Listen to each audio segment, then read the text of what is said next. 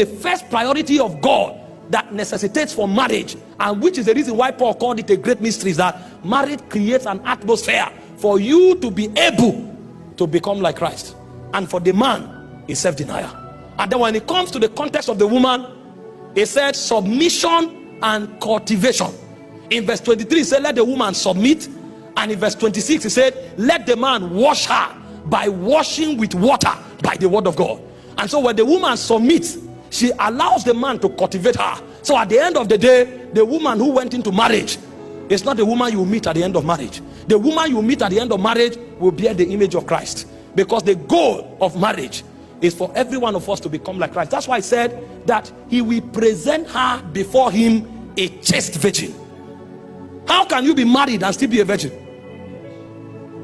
It's a state of blamelessness.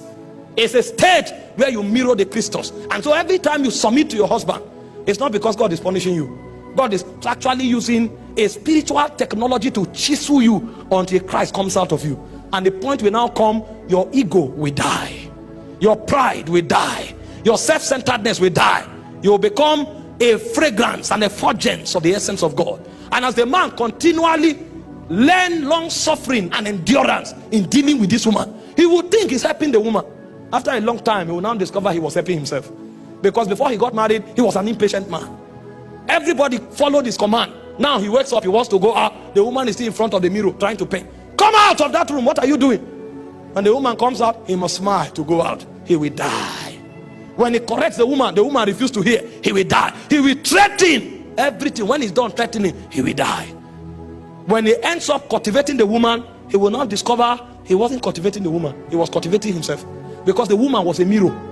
When you want to clean your face, you will be seeing the mirror. What you are doing to yourself will be happening on the mirror. You will think you are correcting what you are seeing in the mirror. You are actually correcting yourself.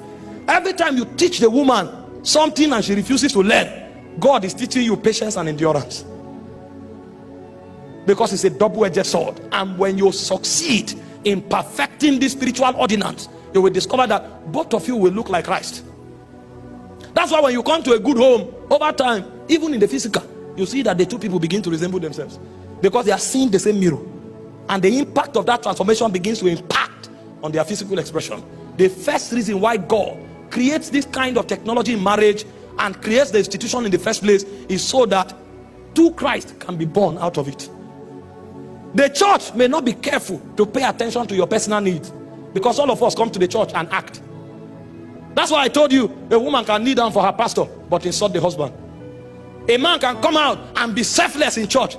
The moment church closes, he handles